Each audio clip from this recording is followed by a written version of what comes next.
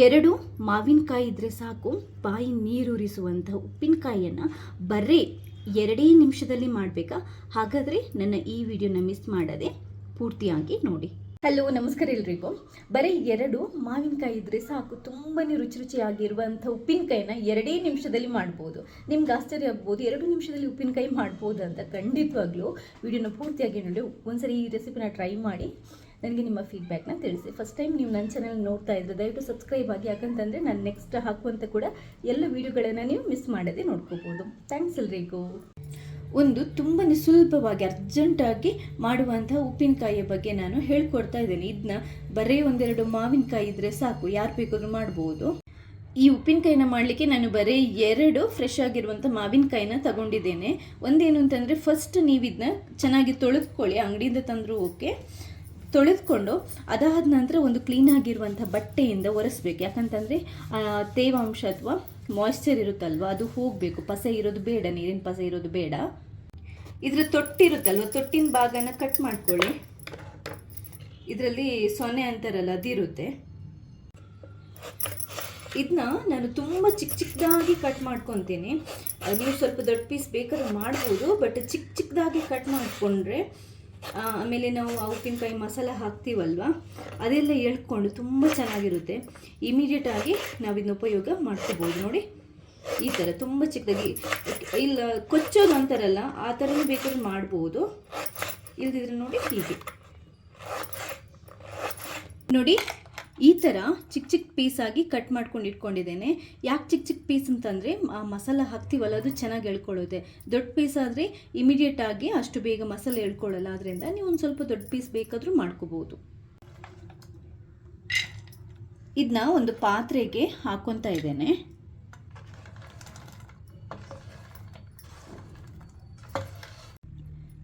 ನೋಡಿ, ಇವಾಗ ಇದಕ್ಕೊಂದು ಅರ್ಧ ಚಮಚದಷ್ಟು ಪುಡಿ ಉಪ್ಪನ್ನು ಹಾಕೊತಾ ಇದ್ದೇನೆ.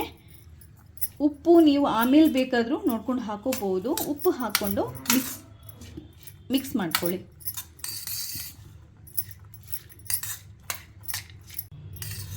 ಇನ್ಸ್ಟೆಂಟಾಗಿ ತಿನ್ನೋದಕ್ಕೆ ಬೇಕು ಅಂತಂದರೆ ಪುಡಿ ಉಪ್ಪನ್ನು ಹಾಕ್ಕೊಳ್ಳಿ, ಇಲ್ಲದಿದ್ದರೆ ಕಲ್ಲುಪ್ಪು ಬೇಕಾದರೂ ಹಾಕೋಬಹುದು. ಬಟ್ ನೀವು ಅದು ಕರಗೋ ತನಕ ವೆಯ್ಟ್ ಮಾಡ್ಕೋಬೇಕಾಗುತ್ತೆ.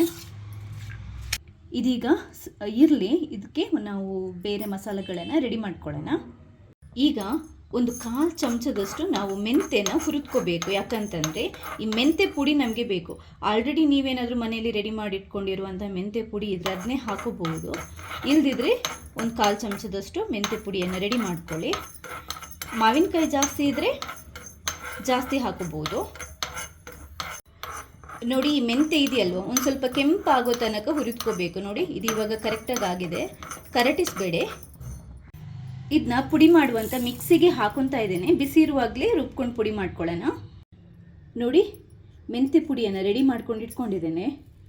ನಿಮಗೆ ಹುರಿದಿರುವಂಥ ಮೆಂತೆನ ಪುಡಿ ಮಾಡಿದಾಗ ಒಳ್ಳೆ ಆರೋಮ ಬರುತ್ತೆ. ಇದೇ ಇದೆಯಲ್ವ, ಉಪ್ಪಿನಕಾಯಿಗೆ ಒಳ್ಳೆ ರುಚಿ ಮತ್ತು ಒಳ್ಳೆ ಫ್ಲೇವರ್ ಅಥವಾ ಆರೋಮನ ಕೊಡುತ್ತೆ. ಈಗ ಅದೇ ಒಗ್ಗರಣೆ ಪಾತ್ರೆನ ನಾನು ಸ್ಟವ್ ಮೇಲೆ ಇಡ್ತಾ ಇದ್ದೇನೆ. ಉರಿನ ಕಮ್ಮಿ ಇಟ್ಕೊಳ್ಳಿ, ಆದಷ್ಟು ಕಮ್ಮಿ ಇಟ್ಕೊಳ್ಳಿ. ಈಗ ಒಗ್ಗರಣೆ ಮಾಡೋದಕ್ಕೆ ಎಷ್ಟು ಎಣ್ಣೆ ಬೇಕೋ ಅಷ್ಟು ಹಾಕ್ಕೊಳ್ಳಿ. ಒಂದು 2-3 ಚಮಚದಷ್ಟು ಎಣ್ಣೆ ಹಾಕ್ಕೊಂಡಿದ್ದೇನೆ. ಎಣ್ಣೆ ಚೂರು ಕಾದಾಗ ಒಂದು ಅರ್ಧ ಚಮಚದಷ್ಟು ಸಾಸಿವೆನ ಹಾಕ್ಕೊಳ್ಳಿ. ನೋಡಿ, ಸಾಸಿವೆ ಚೆನ್ನಾಗಿ ಸಿಡಿತಾ ಇದೆ. ಇವಾಗ ಇದಕ್ಕೆ ನಾವು ಬೇರೆ ಅಂದರೆ ಮಸಾಲೆಗಳನ್ನು ಹಾಕೋಬೇಕು, ಬಟ್ ಉರಿ ಮಾತ್ರ ತುಂಬ ಕಮ್ಮಿ ಇಟ್ಕೊಳ್ಳಿ.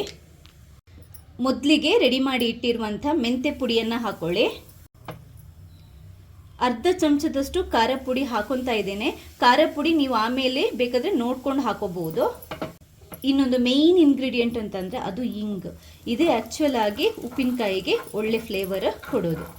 ಕಮ್ಮಿ ಉರಿ ಇಟ್ಕೊಂಡೆ ಜಸ್ಟ್ ಒಂದು 30 ಸೆಕೆಂಡ್ಸ್ ಇದನ್ನ ಈ ಆಯಿಲಲ್ಲಿ ಜಸ್ಟ್ ಈ ಥರ ಮಿಕ್ಸ್ ಮಾಡಿದರೆ ಸಾಕು. ಜಾಸ್ತಿ ಹೊತ್ತಿಟ್ರೆ ಮಸಾಲ ಕರಟಿ ಹೋಗುತ್ತೆ. ಇಷ್ಟು ಸಾಕು. ಸ್ಟವನ್ನು ಬಂದ್ ಮಾಡ್ತಾ ಇದ್ದೇನೆ. ಇವಾಗ ಇದನ್ನ ಮಾವಿನಕಾಯಿ ರೆಡಿ ಮಾಡಿ ಇಟ್ಟಿದ್ದೀವಲ್ವ, ಅದಕ್ಕೆ ಹಾಕ್ಕೊಳ್ಳಿ. ಹಾಕ್ಕೊಂಡು ನೀಟಾಗಿ ಮಿಕ್ಸ್ ಮಾಡ್ಕೊಳ್ಳಿ. ನೀಟಾಗಿ ಒಂದ್ಸರಿ ಒಗ್ಗರಣೆನ ಮಿಕ್ಸ್ ಮಾಡ್ಕೊಳ್ಳಿ. ಈ ಒಗ್ಗರಣೆನ ಮಿಕ್ಸ್ ಮಾಡ್ಕೊಂಡಾದ ನಂತರ ನಿಮಗೆ ಖಾರ ಕಮ್ಮಿ ಆಯಿತು ಅಂತಂದರೆ ಮೆಣಸಿನ ಪುಡಿ, ಹಾಗೆಯೇ ಉಪ್ಪು ಕಮ್ಮಿ ಆಯಿತು ಅಂತಂದರೆ ಉಪ್ಪಿನ ಪುಡಿ ಸೇರಿಸ್ಕೋಬೋದು. ಖಾರ ಸ್ವಲ್ಪ ಕಮ್ಮಿ ಆಯಿತು ಅಂತ ಅನ್ನಿಸ್ತಾ ಇದೆ. ನಾನೊಂದು ಸ್ವಲ್ಪ ಖಾರದ ಪುಡಿ ಹಾಕ್ಕೊತಾ ಇದ್ದೇನೆ. ಹಾಕ್ಕೊಂಡು ಮಿಕ್ಸ್ ಮಾಡ್ಕೊಳ್ಳಿ. ಇದರ ಆರೋಗ್ಯಕ್ಕೆ ಇದನ್ನ ತಿನ್ನಬೇಕು ಅಂತ ಅನ್ಸುತ್ತೆ ನೋಡಿ. ಬಾಯಿ ನೀರೂರಿಸುವಂತಹ ಮಾವಿನಕಾಯಿಯ ದಿಢೀರ್ ಉಪ್ಪಿನಕಾಯಿ ರೆಡಿಯಾಗಿದೆ. ನಿಮಗೆ ಇಂಗು ಮತ್ತು ಮೆಂತೆ ಹಾಕಿ ಒಗ್ಗರಣೆ ಹಾಕಿರ್ತೀವಲ್ವ, ಅದರ ಫ್ಲೇವರ್ ಹಾಗೇ ಮಾಡ್ತಾ ಇದ್ರೇ ಬರುತ್ತೆ. ನಿಮ್ಗೆ ಬಾಯಿ ನೀರು ಬರುತ್ತೆ, ಅಷ್ಟು ಸೂಪರ್ ಆಗಿರುತ್ತೆ. ಏನಂತಂದರೆ ಇದನ್ನ ತುಂಬ ಒಂದು ತಿಂಗಳಗಟ್ಟಲೆ ಎಲ್ಲ ಇಡೋದಕ್ಕೆ ಬರಲ್ಲ. ಒಂದು ವಾರದೊಳಗಡೆ ನಾವು ಇದನ್ನ ಉಪಯೋಗ ಮಾಡಬೇಕು. ನೀವೊಂದು ಡಬ್ಬದಲ್ಲಿ ಹಾಕಿ ಹೊರಗಡೆ ಇಟ್ಟರೆ ಒಂದು 3-4 ದಿನ ಆರಾಮ್ಸೆ ಉಪಯೋಗ ಮಾಡ್ಬೋದು. ನಿಮ್ಗೆ ಇನ್ನೊಂದು ಸ್ವಲ್ಪ ಜಾಸ್ತಿ ದಿನ ಬೇಕು ಅಂತಂದರೆ ಇದನ್ನ ಡಬ್ಬದಲ್ಲಿ ಹಾಕಿ ಟೈಟಾಗಿ ಮುಚ್ಚಿಬಿಟ್ಟು ಫ್ರಿಜ್ ಒಳಗಡೆ ಇಟ್ಬೇಡಿ. ಆವಾಗ ಇನ್ನೊಂದು 4-5 ದಿನ ಜಾಸ್ತಿ ಬರುತ್ತೆ.